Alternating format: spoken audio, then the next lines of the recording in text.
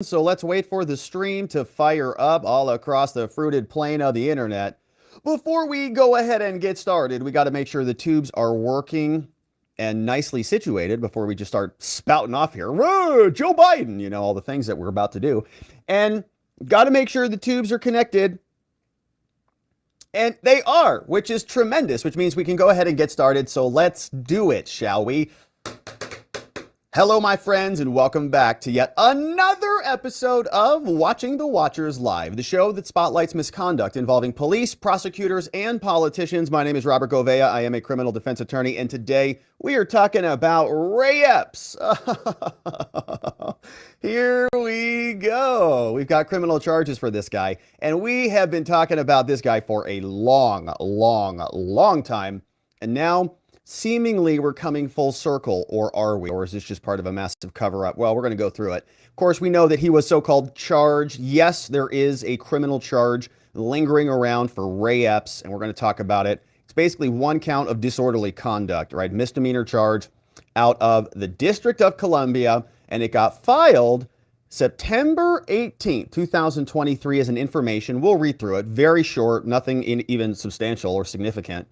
Even though, as we'll remind ourselves, Ray Epps was a former Oath Keeper, same Oath Keeper group that Stewart Rhodes was a part of. We know Stewart Rhodes is going to prison for 18 years. So what's going to happen to Ray Epps? And why isn't Ray Epps getting the same seditious conspiracy charges that Stewart Rhodes and the other people got? Very curious as to why there is this big discrepancy between the two, because we know that Ray Epps was at least former Oath Keepers. And we also know that he was on the FBI's most wanted list for being a violent insurrectionist. And now he's getting this simple disorderly conduct charge. So we're going to go down memory lane, refresh our recollection on who Ray Epps is. We'll also take a look at the court docket. And then we'll see what Julie Kelly has to say about all this, because she says it's very unusual charge. And she's been covering the J6 stuff, maybe better than anybody out there. But she went through all the dockets and she said, yeah, there's only one other guy who got a charge like this. And then at the end of this segment, want to share with you this other story about the other Ray Epps. This is not the first time this has happened. This is another guy, Samuel Lazar, who's already gone through this process, okay? Already submitted a criminal information, already showed up in court, already took a plea, already was sentenced. Nobody knows anything about it. Why did that happen? We'll go through it. Ray Epps, the other Ray Epps, Samuel Lazar, AP's asking questions, and of course, so are we. So all that coming up. To get us started, the Ray Epps saga continues. Then, I want to go through this timeline that just dropped. This is a very well put together timeline. And this came over from our friends at empower.us. If you're not already following the Whistleblowers and you're interested in supporting the Whistleblowers, I'd encourage you to do that.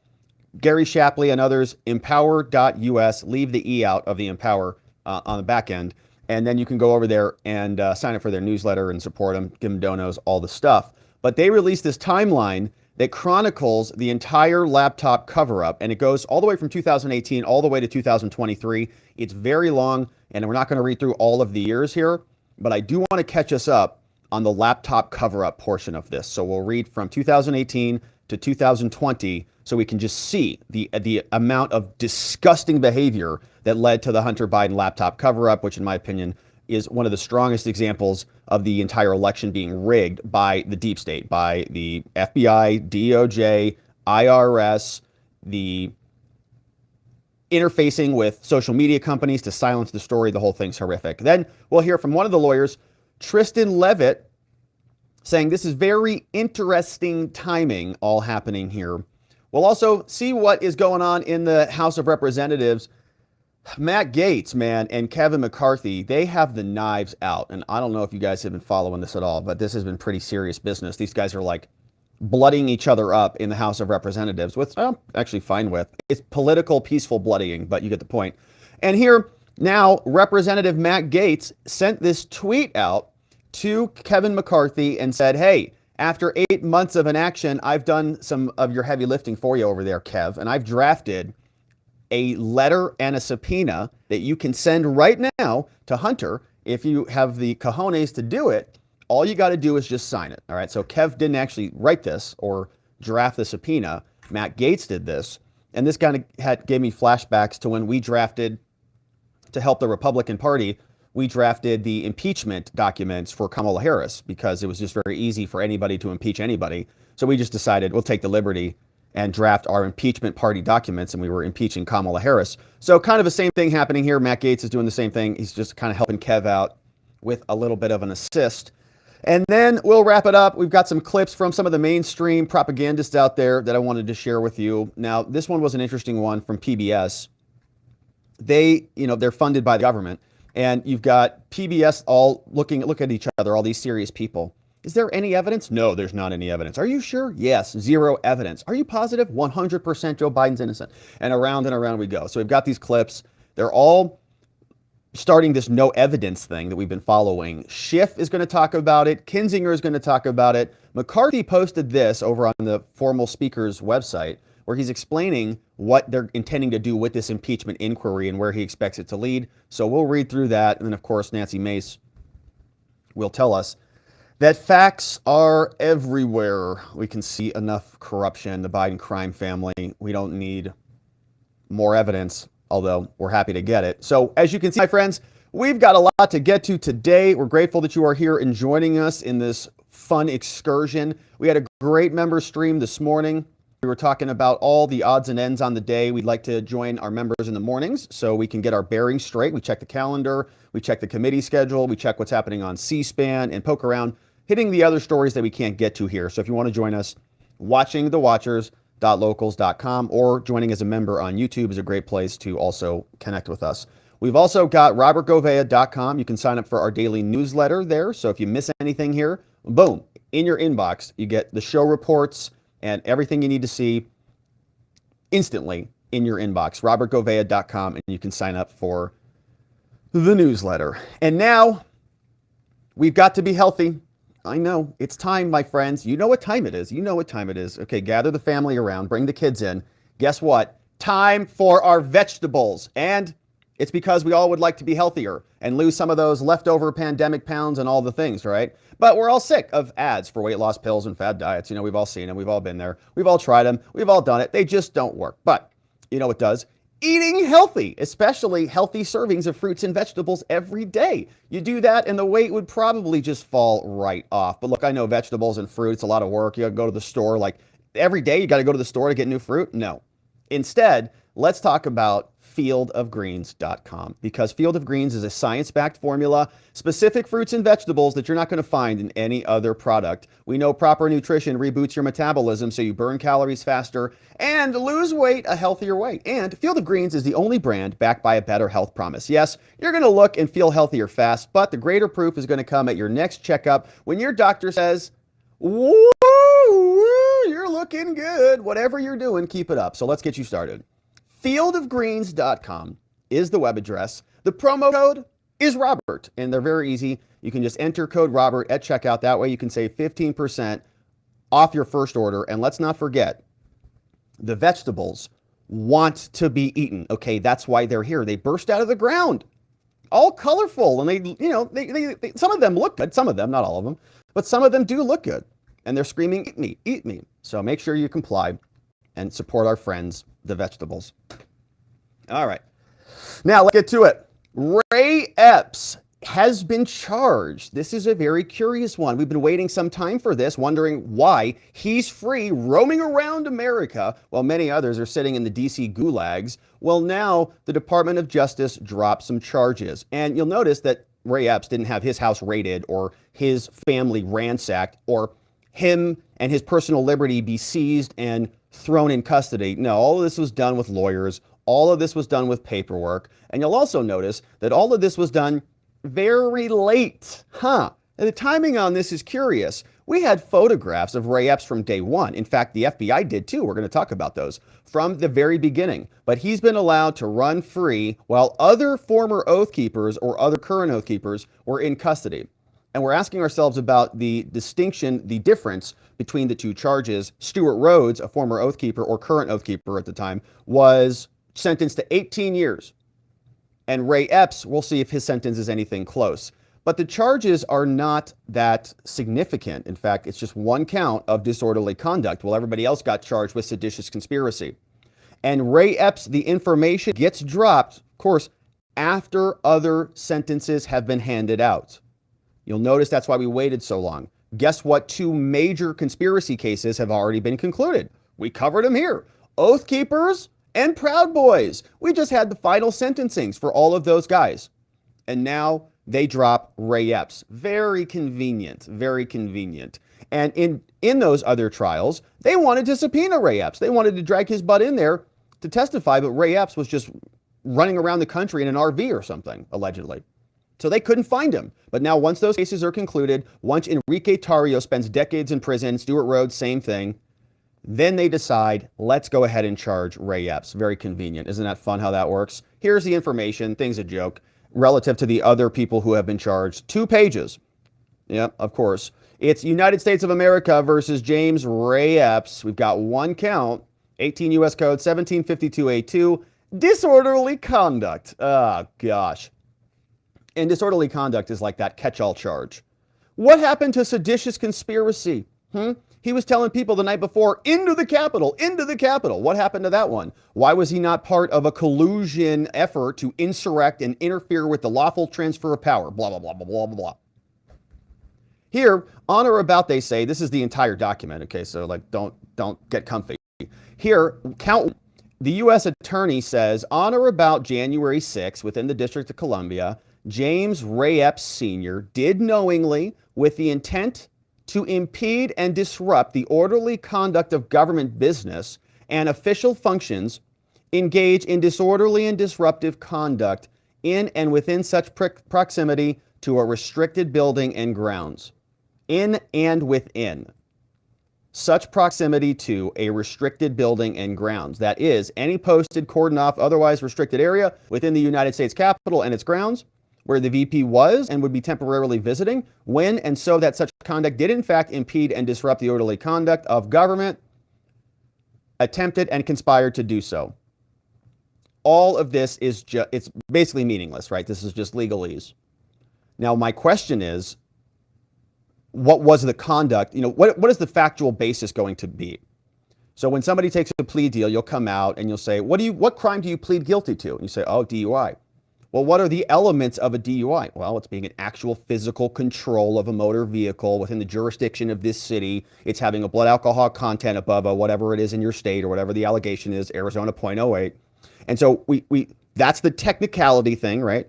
But then you actually communicate that a person was in their vehicle, they were leaving a residence, they pulled out, there was an investigation that took place. In other words, where was Ray Epps? Where was his physical location? Did he go into the Capitol? How did he disrupt the conduct and so on? We don't get any of that information. In other words, this is not a criminal complaint like we've read through here. This is just a listing of the charges. This is not even resembling even Fannie Willis's state level indictments where we get to see a bunch of the overt conduct and all of those different things. So we don't get to see anything. They don't even really tell us much other than he was just charged, and they give us the legalese that they have to in order to bring the information into the court. So that's it. There's nothing to it. Not much else there. And we've read through a number of these documents here. When we read through the other documents for the Proud Boys, for example, what type of language we got from all of the U.S. attorneys. Okay, they're all talking about how horrific and what a monstrous thing this was and how American democracy almost evaporated that very instant, blah, blah, blah. None of that language here. Just very bland, very matter of fact, because they're going to try to squeeze this whole thing through. And they've done this before. Okay, Ray Epps is not the only guy that has had this done. Here at the end, we're going to go through this other person called Samuel Lazar, who also was sentenced in secret. This whole process, this entire information was all done in secret. Nobody even knew about it. So the DOJ is trying to cover all of those cases up that they don't want us to hear about. But meanwhile, they'll come out in front of America, and every single time there is a result from some show trial, they'll say, oh, he was guilty, this guy's guilty, and Enrique Tarrio's going to prison, and Stewart Rhodes is going to prison, and all the things. Now, we know who Ray Epps is. So we read through the criminal information. We've covered a lot of January 6 cases here. And the questions are, does that match what we saw? Does what the government charge in their so-called information match the other things that we have seen? This was what the FBI posted. And you'll notice that right down here is Ray Epps, photograph number 16. So the FBI was asking about violent offenders at the Capitol, right? Not non-violent offenders, violent. All of these people some of these people were arrested right there, arrested right there. That happened with Ray Epps, the guy who was telling people to go into the Capitol. No, the FBI was calling him out from day one until not. And so here's what we see. This was something that I captured a long time ago in Arizona. There was a posting for the Oath Keepers. And this is just a snapshot from the Arizona events calendar from the Oath Keepers National and State Chapter Forums. All right, here's the list. We will not obey orders to disarm the American people. All right, here's our statement and all that stuff. Now, when you went over to that post, you'll notice that in that post, there were photographs like this. We captured this, many, many years ago when we were going through all of this. This was a post saying that Stuart Rhodes of the Oath Keepers is going to be at the hometown buffet, if you remember those. I don't think those are still around anymore. Tonight, January 28th, 2011. Stuart Rhodes of the Oath Keepers was going to be there. And look who that is right there, right next to him, man. Look at that. That's Ray Epps, yo. That's Epps hanging out with Stuart Rhodes at Oath Keepers in 2011 at a hometown buffet, man. And we all love a good buffet. So that's just that one. Then we also know that Ray Epps there's the rest of the post. You can see that. And by the way, all of this stuff is on the mind map. If you want to access the mind map, you can do that at robertgovea.com. All these documents are accessible if you'd like to see it. FBI, this was what they were seeking. Okay, he was photograph number 16 for literally being violent at the Capitol. That means some numbskull at the FBI who was sitting around playing Where's Waldo with their highlighter was identifying the violent offenders. And they put Ray Epps on there because they didn't know that he was one of theirs or working with them. So put him on the list. Then this was another clip. Now, you saw all of this. We played it all, and I'm not going to play it. Well, we'll listen to a little bit. There's some swear words and F-bombs and all the things in here, so we'll just let it go. But he's saying, into the Capitol, right? Tomorrow, we're going into the Capitol. You can see, you can read it on his lips right there. And I'll play this after this segment ends here.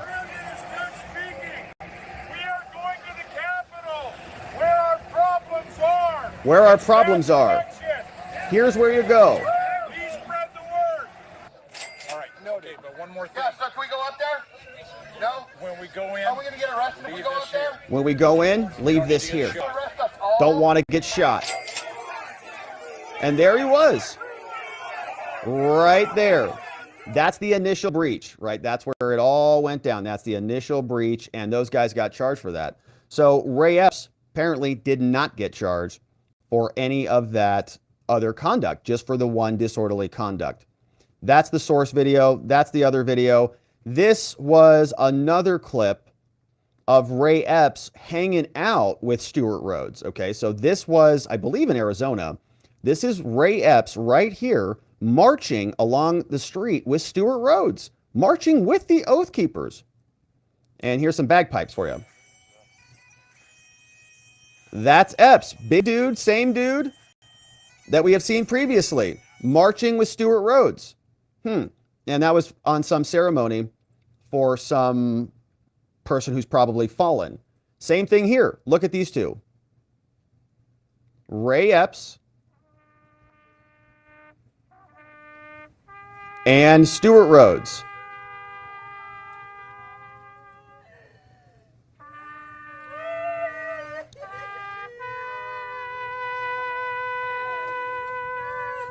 Pour one out for justice. So that's them, right? These guys are hanging out with each other. And Stuart Rhodes is going to prison for 18 years. He wasn't even there at the Capitol at all. So now Ray Epps has been charged. Big whoop. Here is what the docket looks like. Here's the information. Not a lot of activity since this just dropped. Information landed September 18th, Ray Epps. We already read through that, a page and a sentence. A minute order, the judge ordered, says, after discussions with the parties, the court orders an arraignment and a plea agreement hearing set for the 20th at 3 p.m. via Zoom. Look at this. Oh, he's going to plead guilty tomorrow. They're going to do it over Zoom. Because it's a misdemeanor. It's basically meaningless. So he's not even going to travel. And we're not going to see any of it. And there's probably not going to be any access to anything. There'll be probably a very brief transcript. They're doing it over Zoom tomorrow. Ray Epps is pleading guilty tomorrow, the 20th, 3 p.m. on Zoom. All right. So here, that was real quick, very fast. Now, of course, they waited until all of the other so-called seditious conspirators have been sentenced in order to squeeze this one through. Now that that's done, now they can do this. And they'll do it very quickly. Soon as they announce it, look how quick the judge set the sentencing. Or the plea agreement, right? Very quick. They file the information. It's done the next day. You don't want to have happen what happened in the Hunter plea deal. What happened in Hunter is there was a lot of time, all right? Congress started sending letters in. People started asking questions, and they couldn't get the plea deal done in time. So the whole thing got derailed when Judge Norica asked some questions about that. But this is not in the Delaware district. This is in D.C., which, of course, is the District of Columbia, which means that they are really going to try to squeeze this thing through. So 2 days between the information and the plea deal, and the whole thing will probably be done. Very nice of Judge Boasberg to do that. I'm sure the judge didn't have a busy calendar or anything. I'm sure it wasn't a big deal to squeeze Ray Epps in there for just a special Zoom meeting. What a joke. All right, so September 19th. September 19th, they say, also pursuant to the Due Process Protections Act, government disclose any Brady material over to Ray Epps, which they'll do if, that matters. If he's going to take a plea deal for basically a non-crime. So ordered by Chief Judge, and they had a notice of appearance, so his attorney is now on the case. His name is Edward Ungavarski, who is representing Ray Epps. Now, some people are looking at this. Obviously, Julie Kelly is one of them. She says, and Julie Kelly, if you're not already following her, you should be at Julie underscore Kelly 2. Sorry, Kelly. Make sure you follow Julie Kelly. Says, the lame single charge tells us everything we need to know about Ray Epps. No obstruction felony, no civil disorder, not even trespassing on restricted grounds misdemeanor. I want to know why there's not a seditious conspiracy. In addition to that, he was a former Oath Keeper. Who knows if he was colluding with those guys? He was out there marching around in ceremonies with them. He was showing up to hometown buffets with the Oath Keepers. How do we know that he wasn't connected with them? So in addition to that, but Julie's right. Can't even tell you the last time I saw an information on the J6 cases because we don't see them. Not sure it exists, but she says that she'll check, and she did, and she went through and she found, I think, a summation of this. She says, after a cursory review of the DOJ's J6 website, I can confirm that a single count information is, quote, exceedingly rare, representing less than 20. Caseload is at 1,100, which is still a total joke. Just to be clear about that, 1,100 cases over, we're coming up on like 3 years now. So 1,100 cases over 3 years for the entire Department of Justice, it's embarrassing. Just do the math on it, just divide. Ask yourself what a local city, how many criminal cases one city prosecutes in 1 year. It's, pick a city. New York, Arizona, tens of thousands of cases. Not 1,100, which is a joke. Of those, most are for parading in the Capitol. I only found one case similar to Epps. And our question, of course, is was that guy a Fed too? This is the only one, Isaiah Giddings. And in the can't make it up category, Julie says, this individual was with the Proud Boys on January 6th. Recall at least 15 FBI informants were in the Proud Boys before and after. Yeah, so in other words, yeah, maybe he was. Maybe he was an informant, which is why he took a deal like that. I don't know. So something fishy is going on, no doubt about it. But it is the DOJ, okay? If they have a bad criminal defendant that is not useful for their side, then they'll just sneak everything through. They won't even let us know about what the truth is about that case. I have suspicions that it's because they were behind January 6th. They either wanted it to happen, I think they wanted it to happen and they did it one of two ways. They either actively instigated it, or they were grossly negligent in not allowing the place to be secure. Either way, there should be answers about it, and there's not. All they just turn around and say is, Trump did it. Give me a break. Here is the other Ray Epps. A January 6th rioter was convicted, and look at this, sentenced in secret. Huh. That's weird. No one will say why. Is this from Fox News or something? No, it's from the AP. It says here, hundreds of rioters have been charged. Many dressed in tactical gear for coming and try to do the thing. But there is no public record of a conviction or a sentence in Lazar's court docket. Lazar was arrested July 21st on charges that he came to the Capitol, but there's no record of anything. The Bureau of Prisons, though, told the AP that the man was released from federal custody after completing a sentence for assaulting or resisting a federal officer. Lazar was sentenced in the federal court on March 17th to 30 months in prison, but there's no public record of the hearing. That's weird, man. He's been jailed since July 2021. So when we talk about gulags and when we talk about people just being thrown away in prison and we have no record of them, this might be one case of that. Here, questions about Lazar's case have been swirling for months, but the Justice Department has refused to say why the case remains under wraps. Attorneys for Lazar did not respond to a request for comments. The judge overseeing Lazar's case rejected a request from the media outlets to release any sealed records, and the case is raising concerns about the transparency, or the lack thereof, in the massive J6 investigation, which isn't that massive at all. Don't buy that, okay? This is not a massive investigation. It's a joke. 1,200 charges is a joke. Just look at your city. Look up how many crimes, how many felonies per year in my city. Just look. Bet it's more than 1,000 if you live in a big city. Including sentencing hearings and plea agreements are supposed to be open and available, that we can't see any of this. Lazar was transferred in July, a federal lockup in New Jersey, to, quote, community confinement overseen by the Bureau of Prisons, which means he was either in home confinement or a halfway house. A social media, yeah, so he's not actually in prison. So here, wait a minute, after he was transferred in July, secret plea hearings are not unheard of, though the records are often unsealed.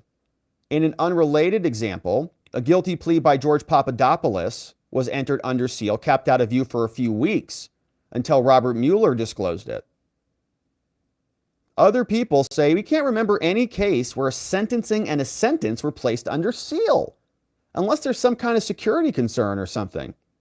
But many defendants have cooperation deals with the government, and their cases haven't been resolved in secret.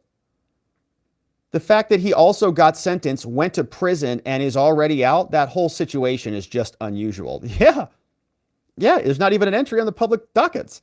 Lazar is among more than 1,100 defendants charged with crimes. He was apparently approaching police lines, discharging an orange chemical irritant, and shouted profane insults at the cops. They gave him indictments, a number of different charges.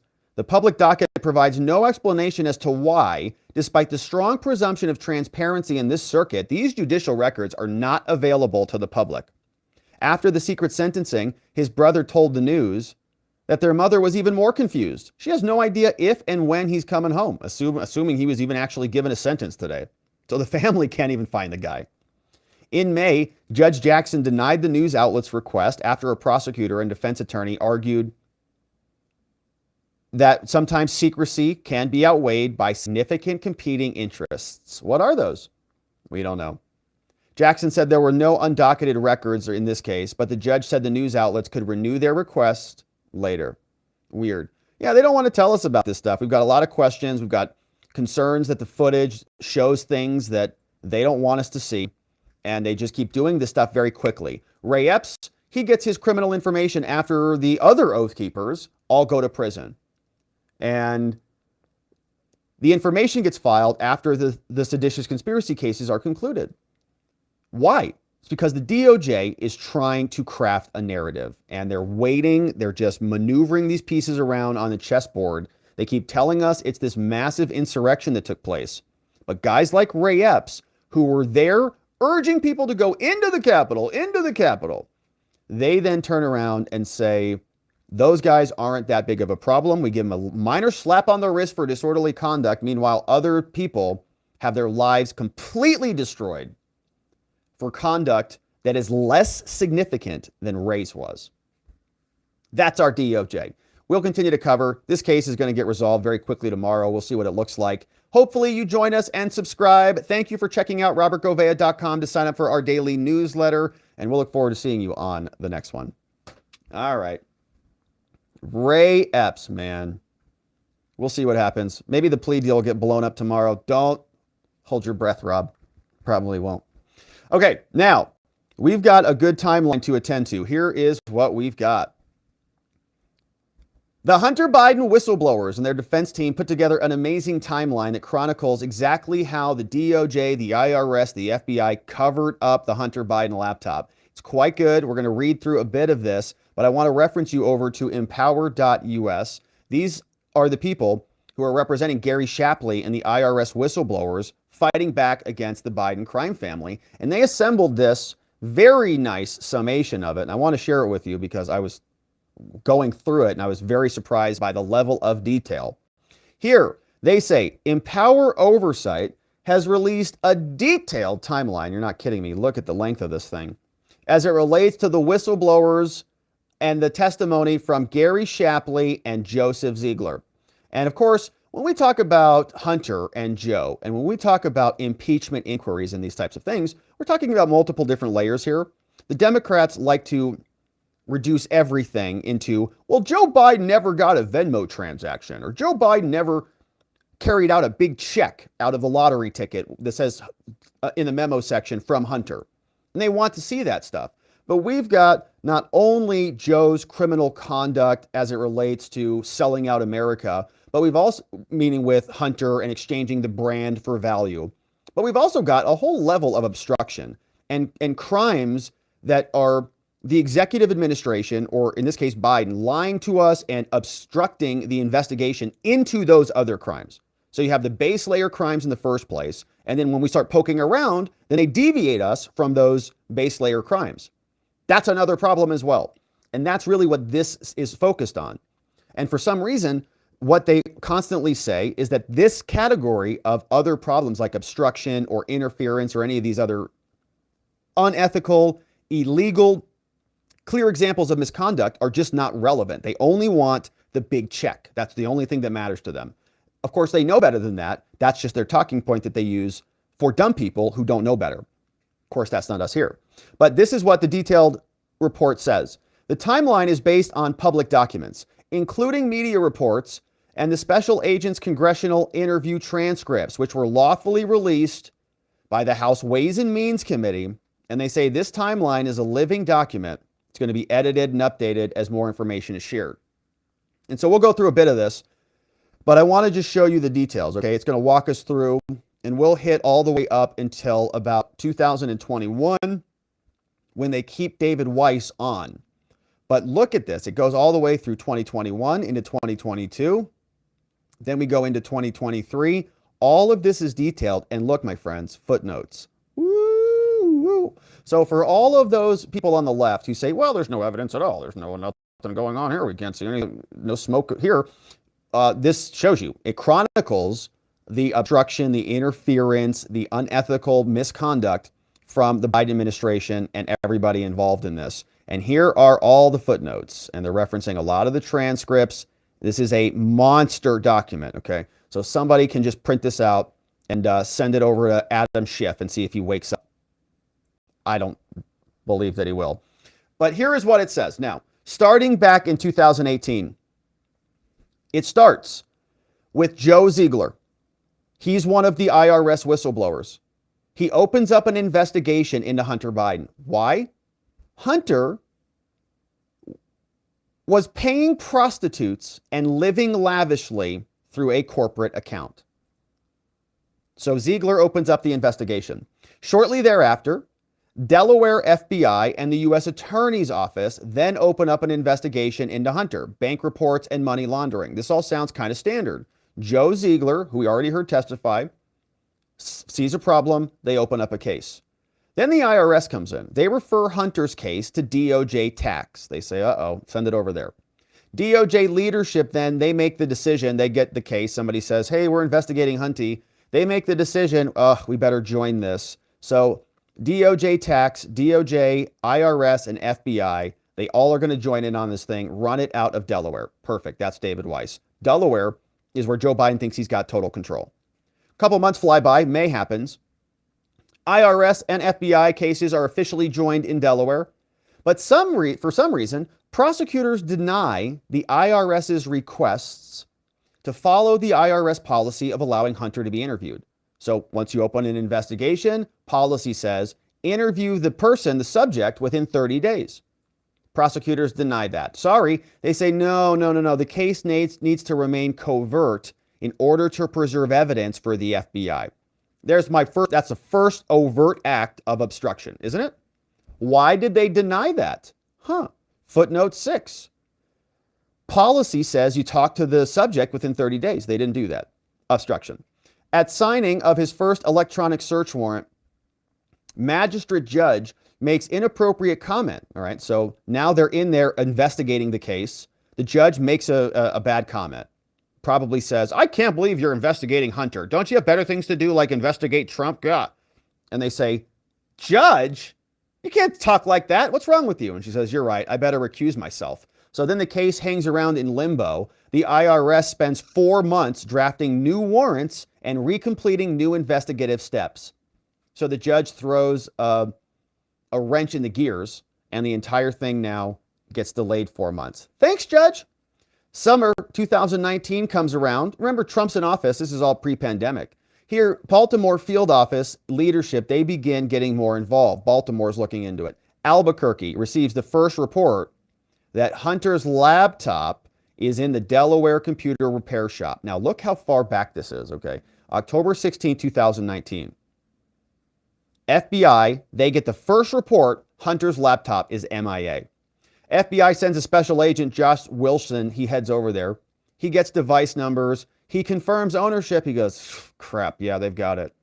So the special agent Ziegler, one of the IRS whistleblowers, he says, perfect, they got it. They've got the laptop. All right, let's draft a search warrant, and I'm going to draft the affidavit. Boom, search warrant's executed. FBI Baltimore field office, they take custody of the laptop and the hard drive. That is December 9th, 2019, right? And this is where the media starts getting concerned, or social media in particular. The FBI starts telling them about a hack and leak operation from Russia. They know that's fake because they've got possession in 2019. Special Agent Ziegler obtains from a judge a search warrant for Hunter's laptop, and the FBI images Hunter Biden's external hard drives in Delaware. They've got it. December, FBI computer analysis provides images of the hard drives to the forensics labs. That's at the end of 2019. Year changes. We're now in 2020.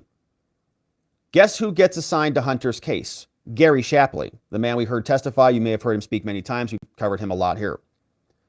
January 6, 2020.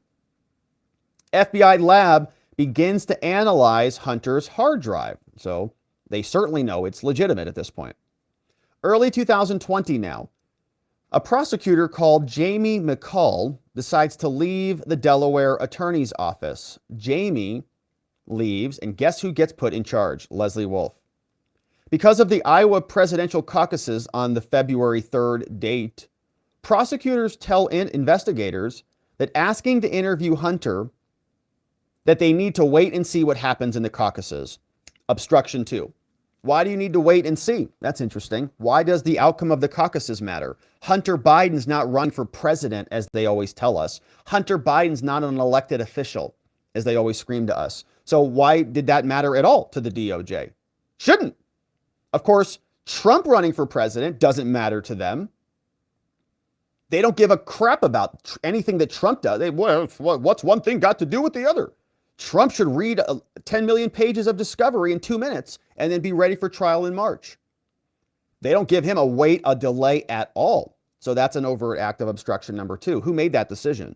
What prosecutors tell the investigators to wait? And what does it matter? It's because they're corrupt and unethical. Different standard that applies to them than it does to Trump. A couple days go by, a week later. February 10th, the FBI completes a filter review of Hunter's laptop, and they begin the relevancy review for evidence. So they screen it. Was there any attorney-client privileged information here? Is there anything that we can't look at? Nope. All right, now let's look at it. Attorney General Bill Barr publicly confirms that in Pittsburgh, the attorney's office has been assigned to vet information that Rudy had also provided relating to Biden's and Ukraine. Okay, so on the same day, FBI starts to actually look at the evidence, and Bill Barr is also going to look at Rudy's evidence, which is probably the same stuff. February 29th happens. VP Joe wins in South Carolina. Uh-oh, they're getting nervous. FBI then, in March, a couple days later, receives the image of the laptop and the external hard drive. They've got it now in their possession. 4 days later, FBI conducts a forensic exam, and Joe Biden wins more primaries. FBI's investigating. Joe Biden wins in Michigan. March 31st, investigators then are now emailing the U.S. Attorney Wolf about the quality and the completeness of the Hunter laptop. They say, hey, Prosecutor Wolf, have you looked at it? FBI Josh Wilson personally accepts evidence from the Hunter Biden laptop in April, and then the computer analysis team sends a Cellbrite report of Hunter's laptop back over to Delaware. Then in May and June, FBI people in Pittsburgh are reviewing records at the request of the U.S. attorneys, specifically about the FD 1023. They discover the FD 1023, and it mentions Burisma. So then there's a months-long fight to get the relevant agent to re-interview the confidential human source, right? This is a whole month deal. U.S. Attorney's Office discovers the FD 1023, mentions Hunter. Should we re-interview that person? Prosecutors are probably telling them, no, don't. On June 5th, former VP Joe receives enough delegates to win the nomination. So you see how this is working? Like, this is why this is so beautiful. Because it juxtaposes everything together. It intertwines it. Now you can see specifically why these people at the FBI and the DOJ are freaking out.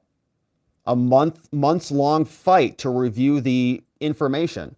They're like, Joe's going to beat Trump. Oh my gosh, we can't let this information come out. He's winning. Like, he's going to win the nomination. We're in big trouble.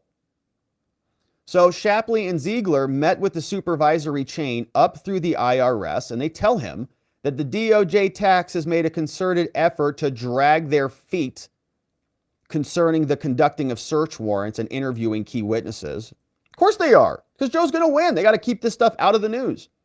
So in June, the FBI re-interviews a confidential human source who alleges Burisma bribed both Hunter and Joe in 2015.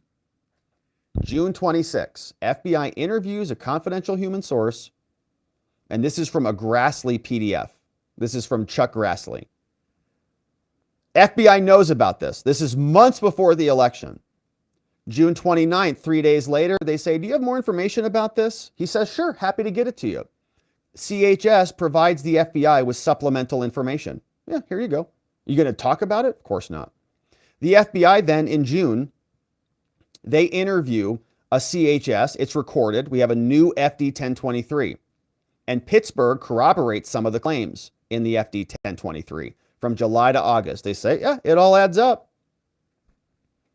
Then in late August and early September, the IRS receives results from an electronic search warrant of Hunter Biden's iCloud backup, including his WhatsApp messages.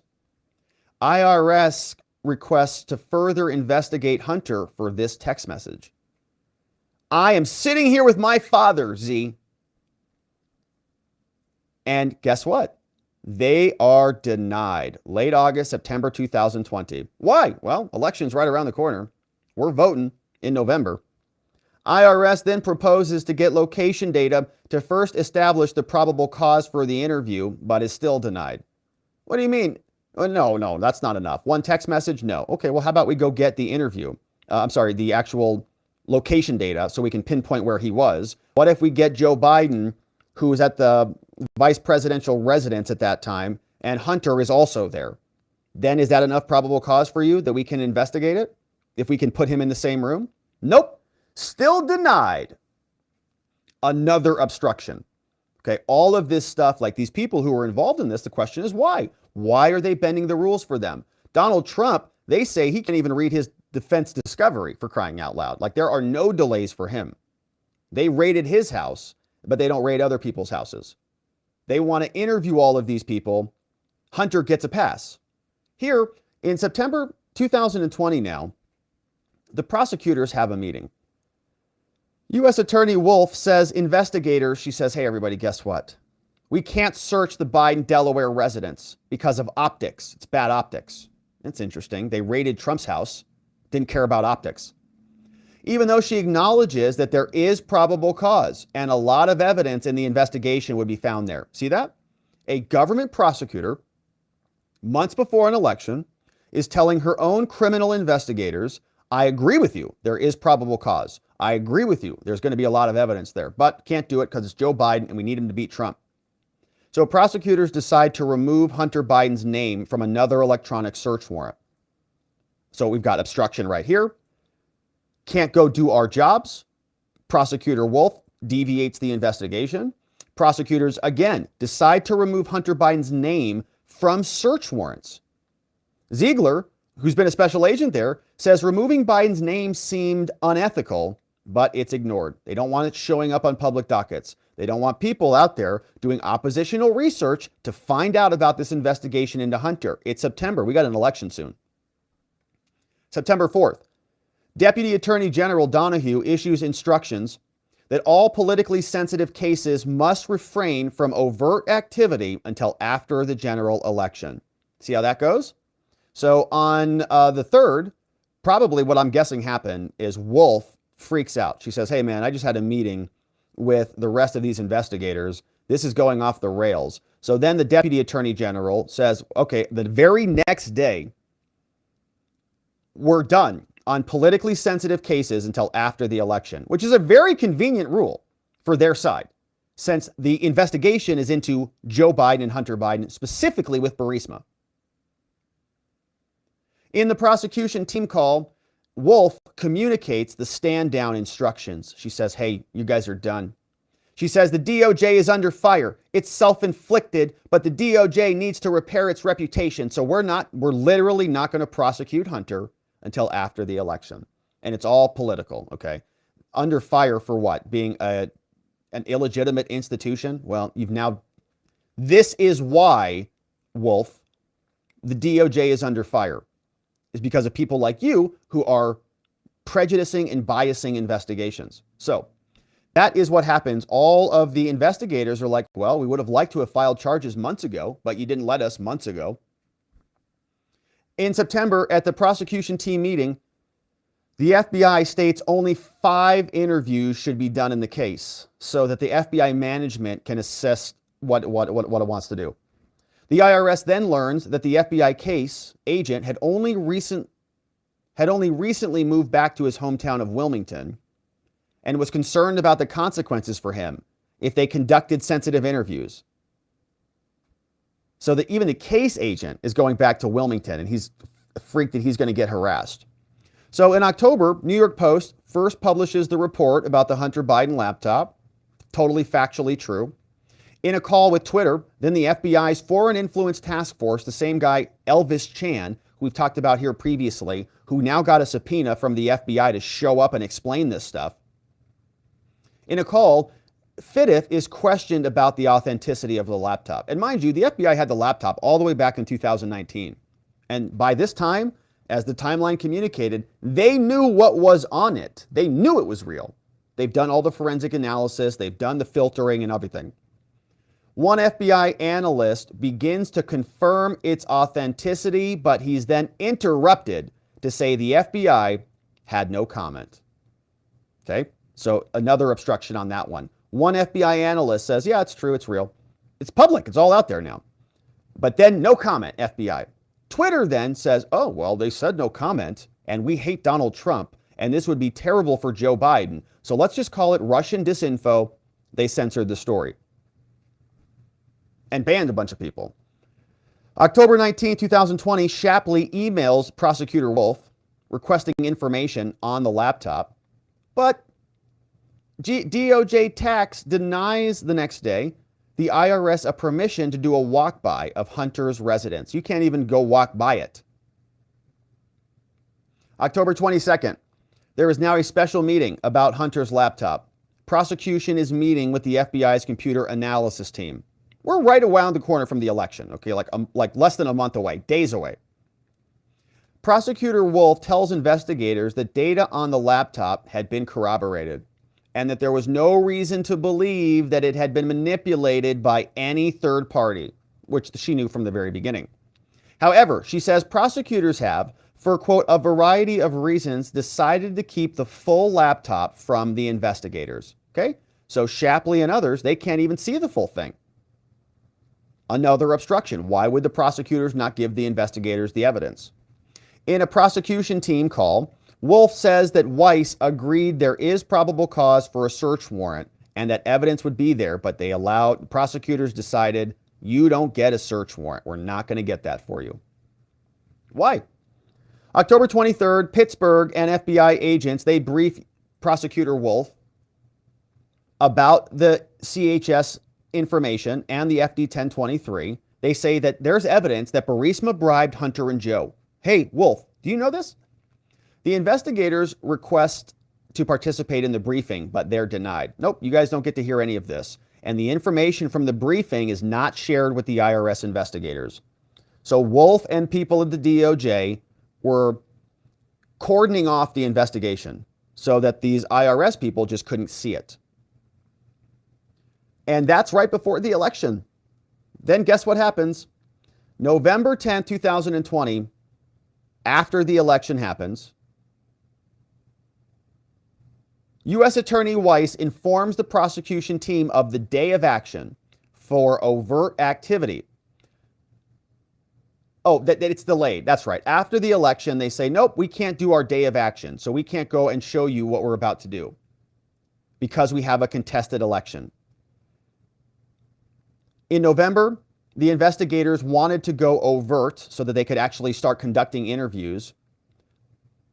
Prosecution had a team meeting in December that planned the interview outlines. Wolf, again, rejects plans to ask questions about Joe Biden.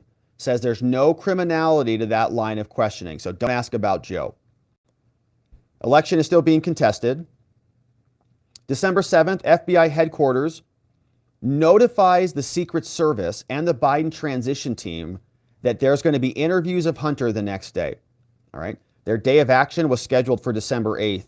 December 7th, FBI warns Secret Service about the day of action. Obstruction. Why are people not immediately fired for this or investigated or hauled in front of Congress? I don't know. December 8th, the day of action, where the IRS and the FBI investigators issued document requests. They wanted to interview Hunter and 11 associates, but here's what happened. Shapley and Gordon, two agents from the IRS and the FBI, they wait outside Hunter's residence waiting for a phone call from him, but nothing happens. Hunter's defense attorneys later call investigators to say Hunter declines to be interviewed and we're now going to be talking to you. So they get stopped. FBI and IRS special agents in Arkansas, they successfully interview Rob Walker. 9 other potential witnesses like Kathleen Booley, Hallie Biden, James and Sarah Biden, they all are warned and they all decline interviews because they got notified, obviously. Everybody's sending their family group texts. The feds are here. Ziegler prepares a search warrant for a Northern Virginia storage unit where we know that Hunter stored papers while his Owasco office was closed. Okay, so if they can't do the interviews, if they got tipped off on that, maybe they can go and just take a look at the storage facility. Guess what? December 9th, Hunter issues a statement. He's confirming that he's under investigation. And then Wolf sends an email to Ziegler, one of the investigators, saying, hey, if you want a search warrant for the storage unit, you've got to go through multiple layers of approval. You got to check with DOJ and you got to check with other U.S. attorneys' offices. Of course, they didn't do that, or they didn't. Maybe they did do that. Here, prosecution team meets to discuss the next step. Prosecutor Wolf objects to executing the search warrant, which had never happened. So then Wolf forwards U.S. Attorney Weiss a New York Times article. And the New York Times article that the prosecutor sends to David Weiss is material from Giuliani spurred a separate Justice Department pursuit of Hunter. Election still being contested, December 14th. IRS Special Agent in Charge, Kelly Jackson and Shapley, they have a call with U.S. Attorney Weiss about the storage unit search warrant. Weiss approves if the storage unit isn't accessed for 30 days. If it's abandoned, you can go get it. But soon thereafter, investigators learn that Wolf and the DOJ tax attorney, Mark Daly, had called Hunter's defense attorneys and told them about the storage unit so that they could empty it. The Department of Justice warning criminal defendants under criminal investigation about interviews and about search warrants. It's about as criminal as you could get. I mean, that would be illegal if anybody else was doing it. But as we know, in 2021, Joe Biden was sworn into office, unfortunately for America, and the DOJ announces that David Weiss is going to remain on the case. He's going to continue the Hunter Biden investigation because it's been successful so far.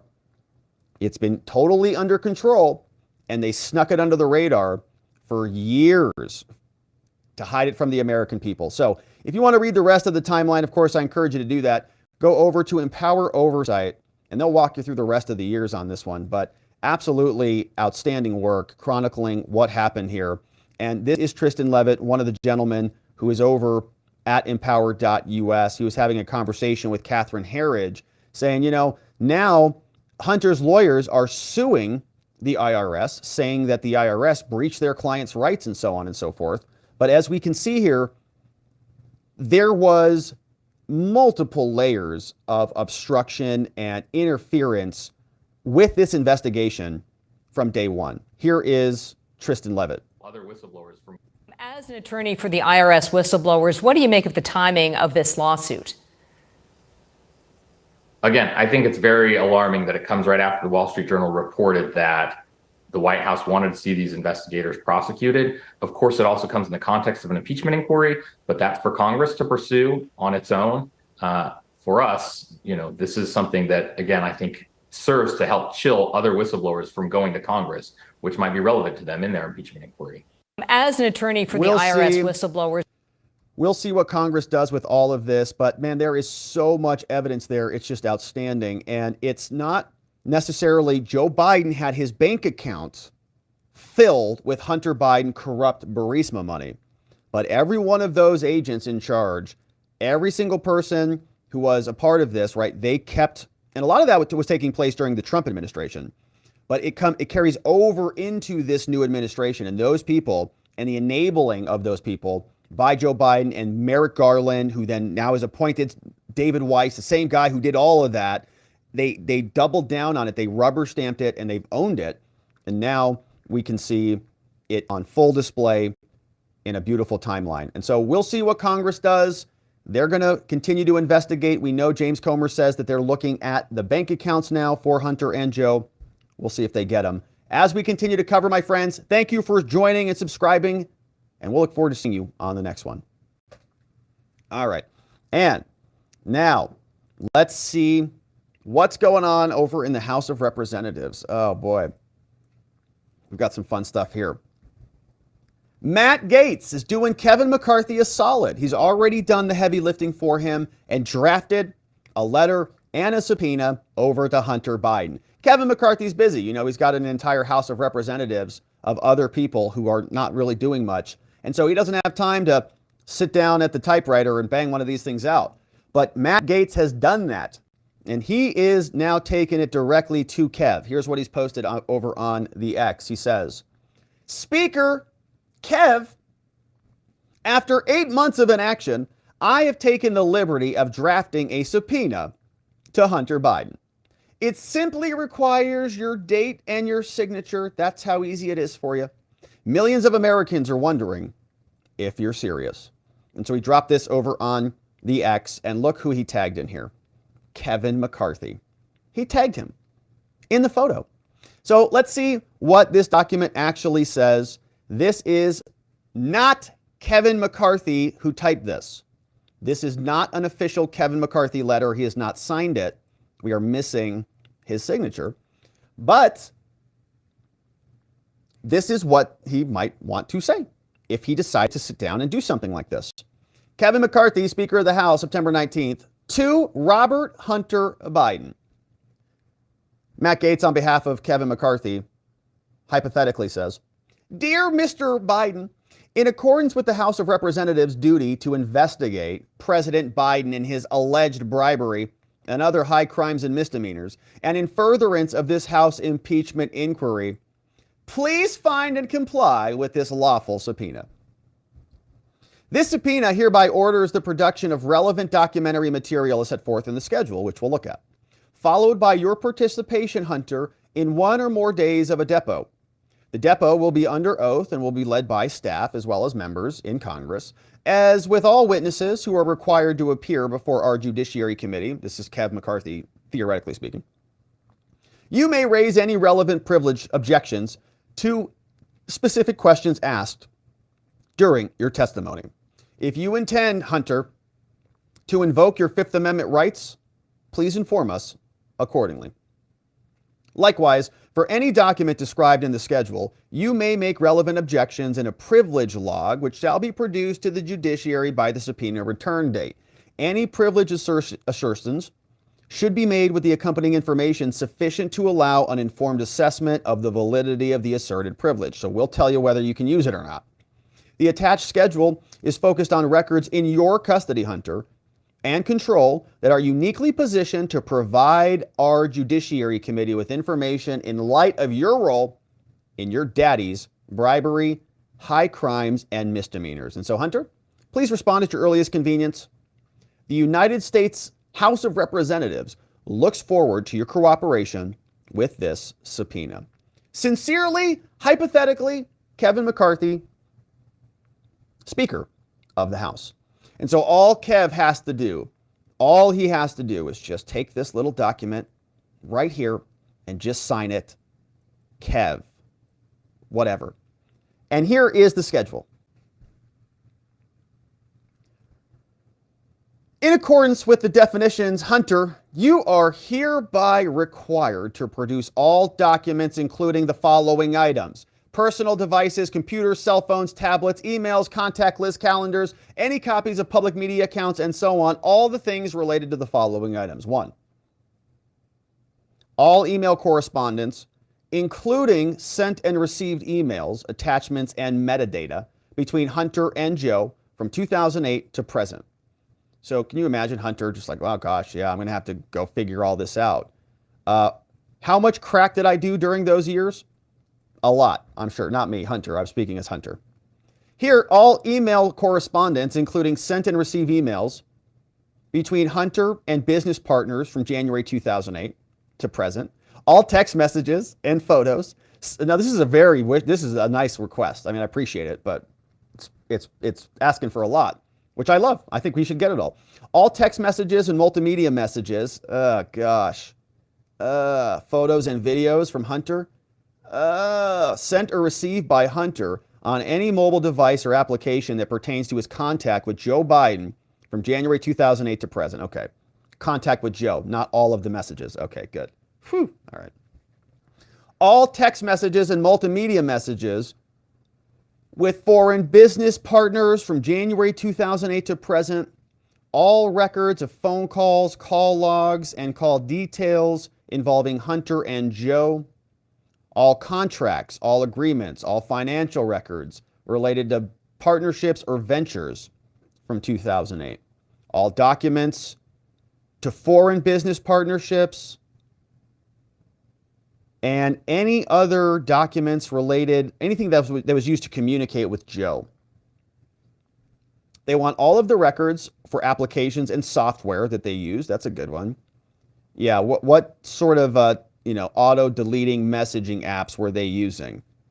And any other documents related to Hunter's contact with Joe about business deals during the period as follows. So Interesting draft letter, right? I like it. I would like to see a lot of this stuff. I don't think that Hunter's going to obviously produce anything if he can help it.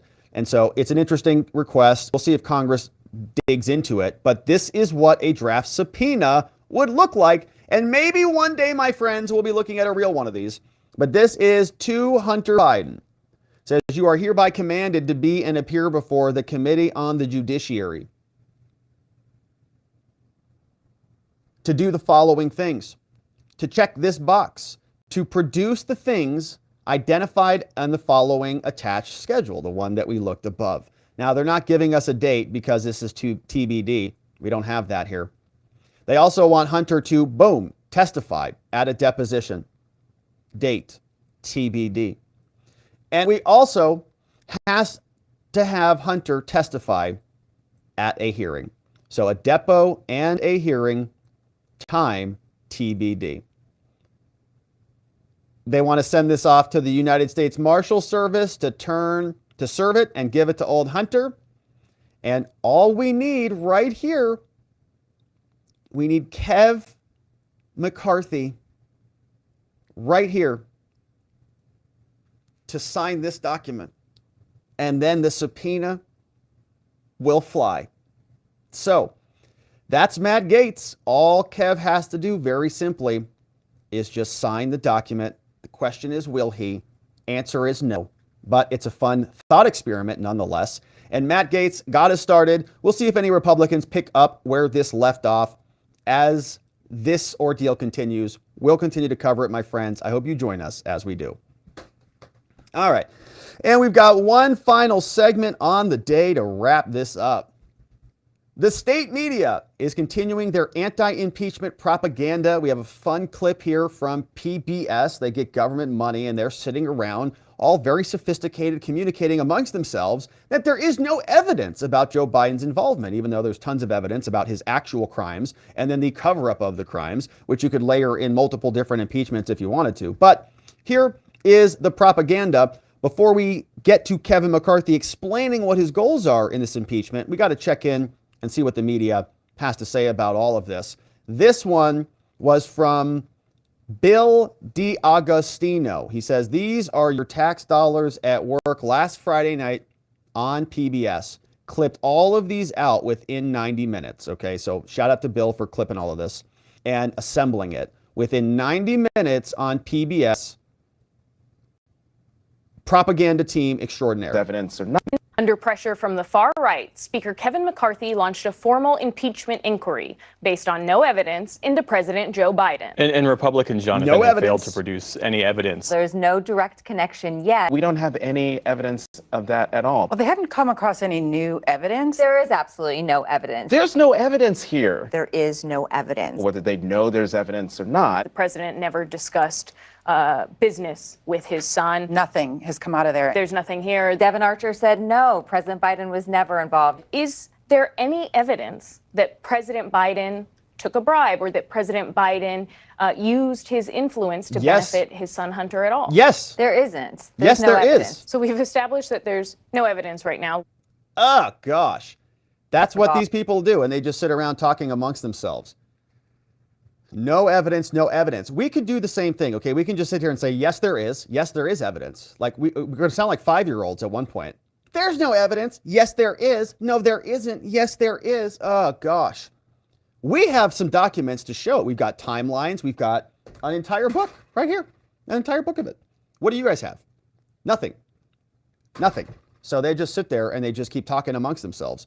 Now, they're not alone. You've got people like this guy, Schiff, who says this is all just a waste of time and we should just move on from the whole thing. I want to ask you to contrast Mitch McConnell's declaration that, quote, they nailed him, the impeachment managers of Donald Trump, with Republican House members' confession that there's zero evidence linking President Joe Biden to anything worthy of an impeachment. What do you make of the sham? We try not to call it an impeachment inquiry, but a speakership clinging to by Kevin McCarthy going on in the House.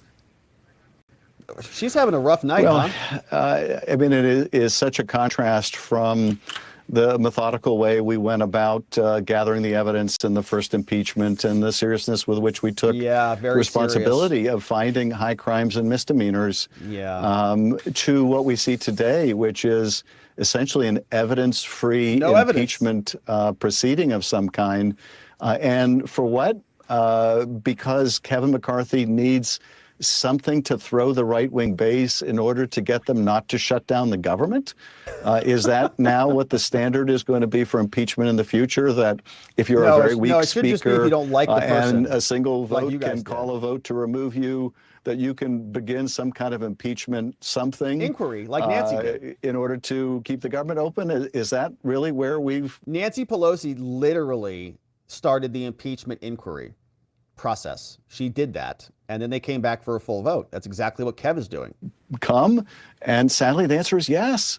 Look, a few weeks ago, he threw them some red meat and said, well, I'll censure Adam Schiff if you'll keep me speaker a little longer. And now it's... I forgot to mention that. Thank you for reminding us about that, Adam. Just as a reminder, Adam Schiff has been censured. And now, previously, I was wrong about this. I thought that there had only been like a handful of people. It's more like 20 people or so have been censured in all of American history, which is still a very small number.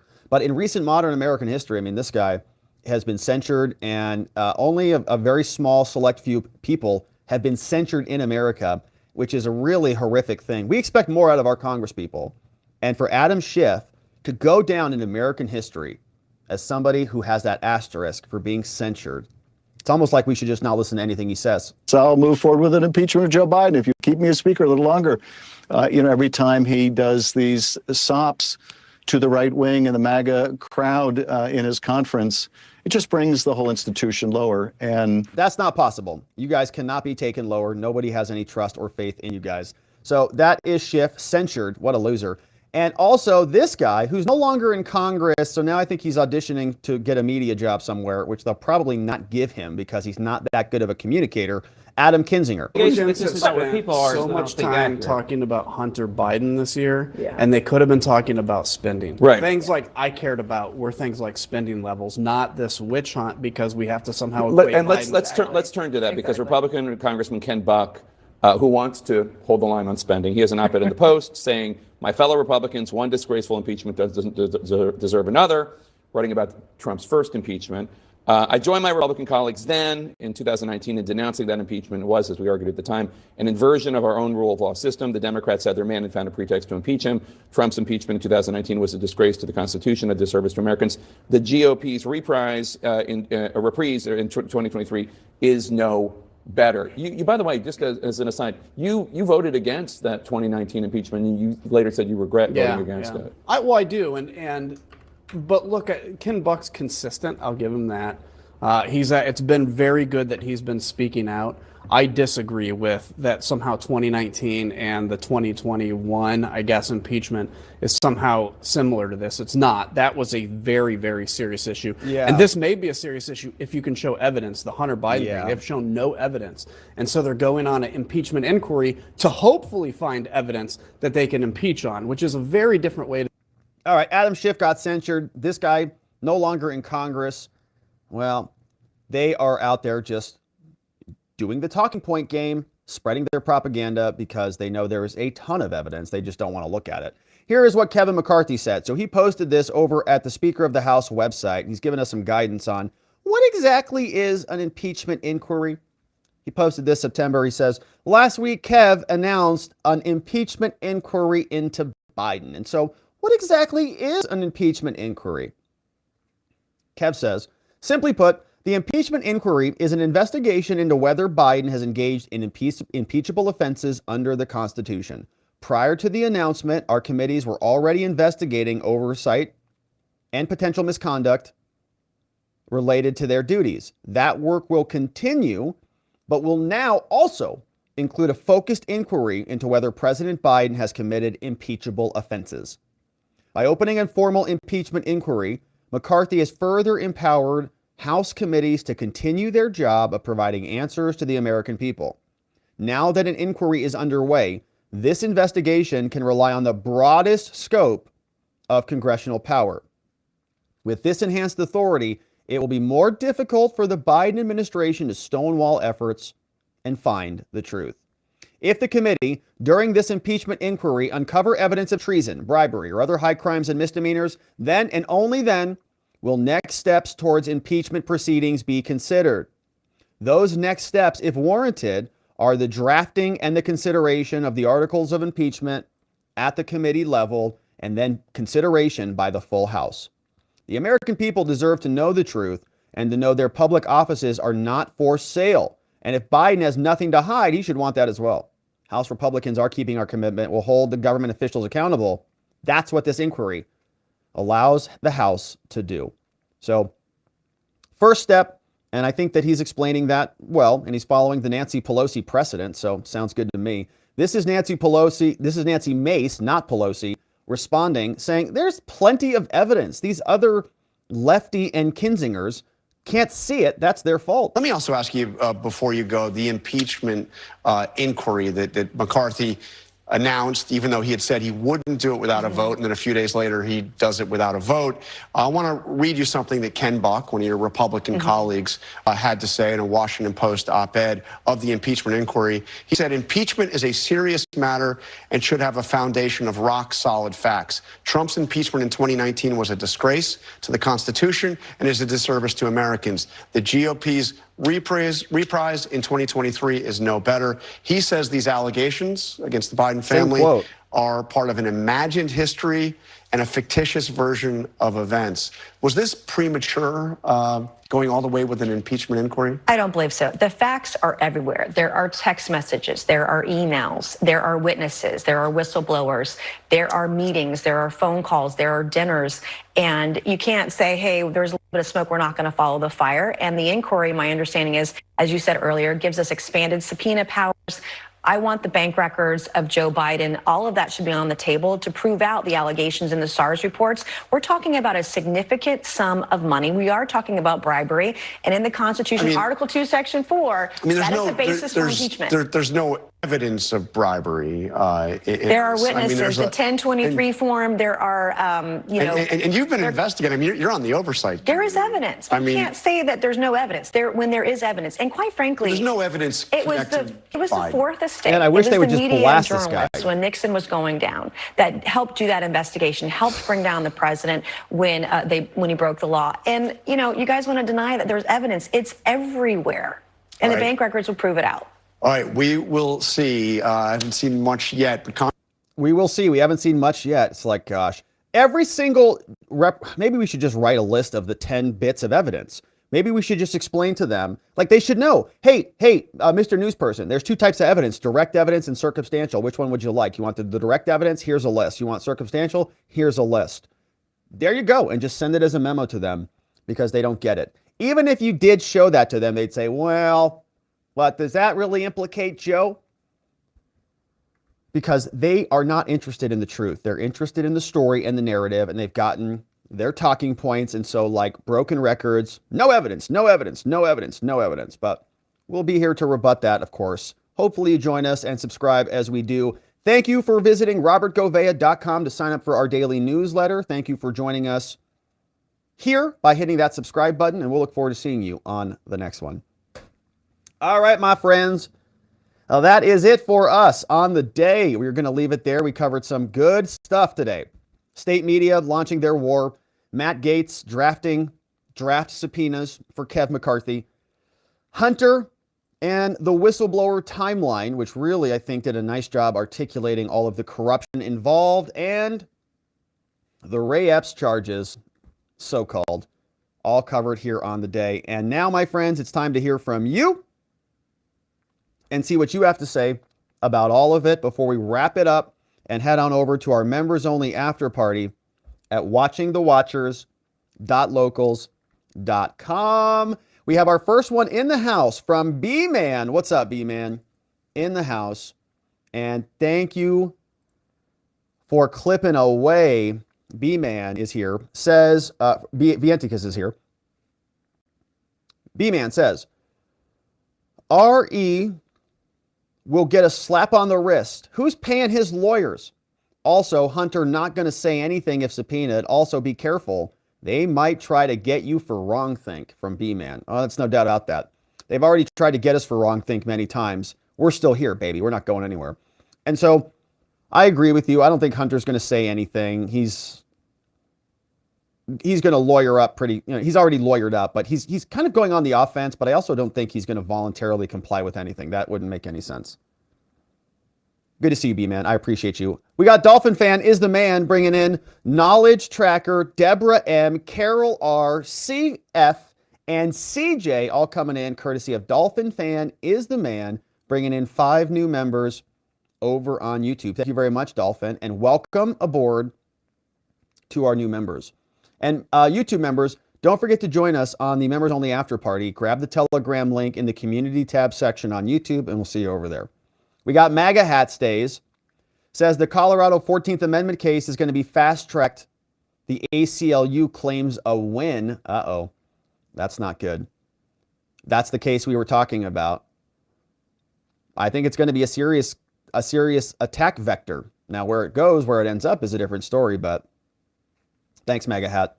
Newbie of Death reviews stuff. Been a member for 17 months. Oh, my goodness. That is a long time, my friend. Newbie of Death. Good to see you. Thank you for being a member for so long. That is definitely a baby. And then some. And so it's good to see you, Newbie of Death. Thanks for being here. Says Fiduciary. Catherine Rex says, I have arrived in all my sunburned lobster-like glory. Why do I work on yachts? LOL. From Catherine Rex. Well, that sounds kind of fun. Working on yachts. Probably see some cool stuff. But you also got a little toastified. Yeah, well, hopefully you lather yourself up with all the oils and the aloes and the healing things you need. Good to see you, Catherine. Randy's here, bringing in 5 new members as well. Thank you, Randy H, for doing that. We've got Liz B, Kim M, Cecilia M, Pamela G, and Sassy T, all in the house, courtesy of Randy H. Thank you very much, Randy, for bringing in some new membos. We've got, whoa, man, and Glenn Croy is bringing in a bunch of people. Glenn, my goodness, my friend, thank you for doing this. Look at this. Glenn Croy sent in several. We've got Michael K, Brett A, Dr. No Name, Damned Misfit, Swear Jar, Ting, Sup Forest G in the house. Glenn sent another one, and this is part 2. James C, Angry Viking Veteran, shout out. An Acism, Bigfoot, Lexi's in the house. True Neutral. We got Monkey Phonics, Pablo C, Laura L, and Presidential Astronomer coming in. Part 2 from Glenn Croy and part 3 from Glenn Croy. Thank you, Glenn. Rose 4, Lil Lonis, Ecoms, Eric L, and Ryan DeVincent coming in. Thanks to Glenn Croy. Glenn, thank you so much for doing that, my friend. Very generous of you.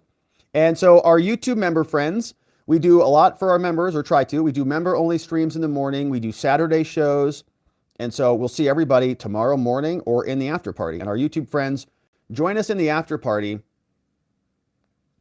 Join us in the after party for our members only after party. So hopefully, Glenn, you're joining us there as well. And look at this. This is funny. Vianticus says, Glenn Croy is making me work. Vianticus is clipping those and putting those here for us. And Glenn Croy says, I worked all day. Your turn, Vianticus. It's funny. Laughing, winking, and heart. Thanks, Glenn. Really, thank you for doing that. And V, thanks for clipping all those. That's a lot of membos to clip. Thanks to Glenn. We've got this one from B-Man. Says, I just thought Ray Epps is doing this for that lawsuit. Now he has an argument as to what Tucker and co did to him. You're saying that basically Tucker and the public pressure led to the charges, theoretically? Man, if they... Well, so first of all... That was the Dominion that was settled. So is he suing Fox right now? Was that settled at all? Did that go anywhere? I don't know where that one is. I lost track of that one. But I get your point, saying that Hunter's lawyers are making much the same argument, that the plea deal would have never gone forward. Like, that's why they're suing the IRS. They're saying this whole deal would have gone through, but for Congress interfering with this and deviating the plea deal. So Ray Epps, theoretically could make that same argument. But this is also a January 6th thing, right? This is January 6th, and him saying that he should not be charged, I think, is just a far is a little too far removed. But what's up, E-Man? Thank you for that one. Rocky Water says, Joe entered the race because of the laptop. From Rocky. When did he enter the race? I don't remember when he declared. It must have been before they found the laptop. They found the laptop. I don't remember. It's a good question. I'm not sure. But the point is, maybe he ran to prevent some of that from happening, I think, is the point. MAGA Hats has breaking. In New York City, Joe Biden attacks Donald Trump, who's running for re-election. He says violence is never acceptable. He says, I'm running because hear this. I want the entire nation to join me in sending the strongest, clearest, most powerful message possible that political violence in America is never, never acceptable. Biden said after recounting how the violence in Charlottesville inspired him to run for president. I'm sure it did. MAGA Hat Stays sent in some interesting images. That one I'll leave. This one says, you don't steal an election, give money to the Taliban, destroy the military, destroy the food supply, destroy energy, disassemble your border, and not be a treasonous person. From MAGA Hat Stays in the House. Also says, Bill Barr and Ray are complicit. This is unbelievable and infuriating. Most should be outraged. I think more should be outraged about all of this. From MAGA Hat Stays in the House. Also, we've got Jameson says, well, probable cause is enough to start looking. Certainly is. That's what they were doing, is they were looking, like probable cause to go and interview Hunter or probable cause to go and look into the storage facility. They had plenty. Rocky says, again, this corruption of the English language, newest casualty, the word evidence being conflated as needed with proof. That's a good point. Grumpy again. Gonna eat a meatball to cheer up. Usually does it. Yeah, a nice meatball will usually turn that frown right upside down. That's a good point. I really like that framing of that, Rocky. Yeah, you're not asking for evidence. You're asking for proof. Well, we've got plenty of evidence. We're going to prove it in the courts. But we've got plenty of evidence. I mean, we enlist it all. I like it. Not Brandon says, Broccoli Rob still standing like my man Elton? I don't even know what that means, not Brandon. Like Elton John? Still standing? Is that a song? I'm not a huge Elton John. Is that Elton John? Is that a song? I don't know. I'm Still Standing. It's an Elton John song. That's why I don't know it. That's why I'm confused. Broccoli Rob, hope you're feeling better, my friend. Broccoli Rob, they have a little sick household over there. Hopefully they're feeling better. Vantikiss, I think, is singing now over there. We've got C. John says, Wendy, oh my gosh, C. John bringing in 10 new membos. Man, our membos is going to be our after party, and our members only morning stream is just going to be lit, baby. C. John bringing in Wendy C. Gary, Rob Bob is coming in. Gay. We've got MJ, Peter R. Anthony, Raza the Terrible, Malia Carr, and Lost Left Sock. Oh, I hate when that happens. Lost Left Sock. All came in. Thank you to C. John for bringing in 10 new membos into our incredible community. We've got also True Neutral who says swear jar. I know, busted. Got me. Thanks for filling up, topping off the swear jar, True Neutral. I appreciate you. And thanks for being a member too. And we also have Catania Mama Italia says Alito gave the Biden regime a stay in the censorship case. I saw that. Yeah. That was on Missouri versus Biden. And I think it's pretty short, right? Like there's a short stay on it. He wants a briefing, I think, if I remember the order right. It was a pretty short stay. But thank you, Catania Mama Italia. We're 2/3 of the way to a baby, 6 months in here. Woo, sounds good. Thank you for being here, Catania Mama Italia. Now, let's see what's cooking over on X and see if Elon has noticed us at all. Is Elon in our live stream? Maybe. We've got 8 viewers, which is a ton more than normal. So he could be here. Elon, are you here? We also we don't have Elon probably, but we've got Johnny and Fred Pedamonte in the house. Look at this handsome boy right there on your screen from Fred Pedamonte. Johnny's in the house over on Twitter. What's up, Fred? Fred says, in 2022, the city of New York experienced 126,000 felonies. Yeah, that's the number, right? So New York City in 2022, just thank you for looking this up, Fred. 126,000 felonies in New York in one city. This was a large decrease from 2001 when 162,000 were reported. Okay, so felonies are going down. But my point of sharing this with you, or at least let's say reported felonies are going down. 126,000 in 1 year in 2022. Okay, our useless, corrupt DOJ, they are hyperventilating to us every day about 1,200. Okay, they had the entire U.S. Department of Justice, the entire FBI, all these people screaming at us about what a disaster this is. And it's 1,200 cases. Cities process literally thousands of felonies every year. V says, people have been swapping the word proof and evidence for a while now. Quite annoying. Joe announced about 2 or 3 months after Trump asked Ukraine about him, says V. That's interesting. Yeah, that timing's interesting. That would be fun to add to that timeline.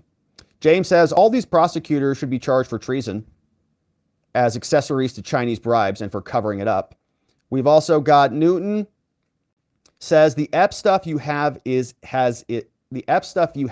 insane. I had no idea he was this embedded. It's crazy, right? And yeah, a lot of people don't have those videos. They're all available, by the way. All those videos are available. You can go to j6mindmap.com, get access to the direct mind map there. Nicole says, Ray Epps is an agent. There's no question in my mind. It's disgusting. Nicole Gonzalez over there. And PJ Copeland says, best coverage around. Thank you. Thank you, PJ. Very nice compliment. And I appreciate that. Hey, check this out. Julie Kelly was hosting a Spaces talking about Ray Epps. So that was recorded.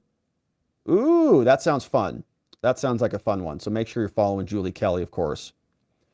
Angel is here, says, just here, Angel Dad, good to see you, Angel Dad, says, just here to help increase X's involvement to get your numbers up. Now back over to locals and YouTube.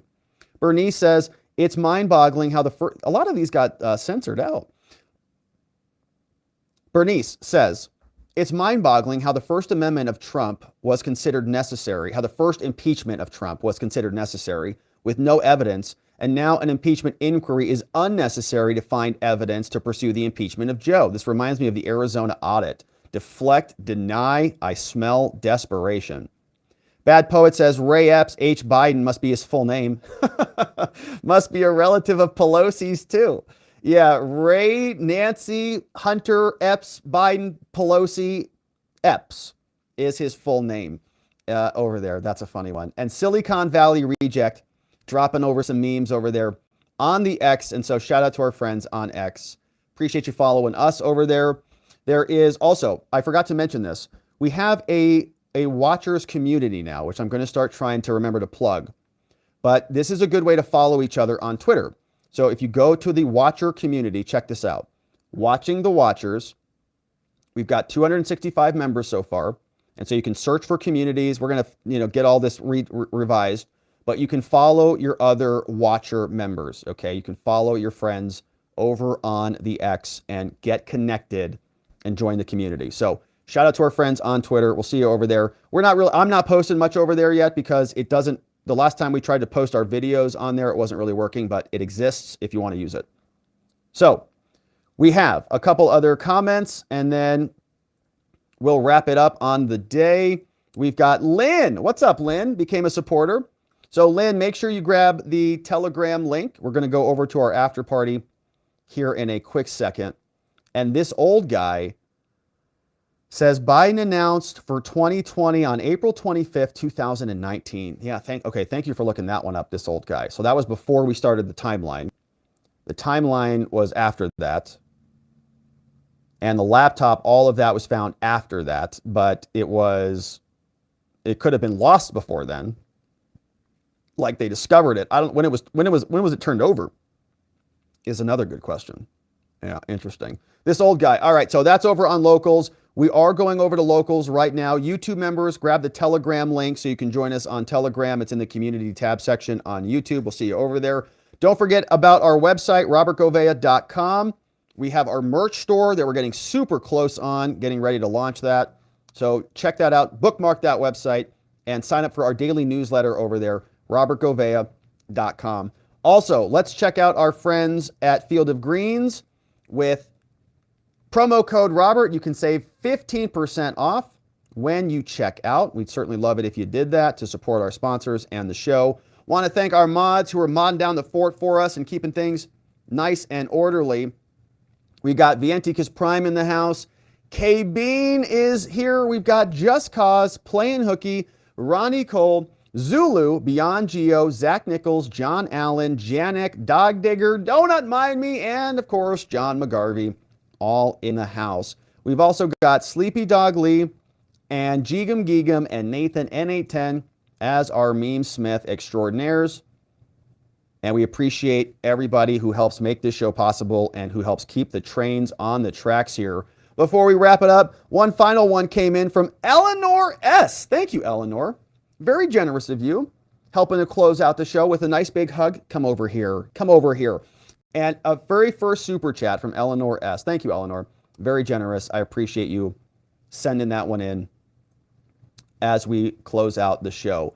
And so, my friends, that is going to be it for us. We are going out over to watchingthewatchers.locals.com. We're going to hang out for a bit and do a debrief on all today's events, and we hope to see you there. But if not, we'll be back here tomorrow to do it all again, and I hope to see you right back here so that together, with your help, we can shine that big, beautiful spotlight of accountability and transparency down upon our system with the hope of finding justice. Make it a beautiful night, my friends. Sleep very well. I'll see you right back here tomorrow. Bye-bye.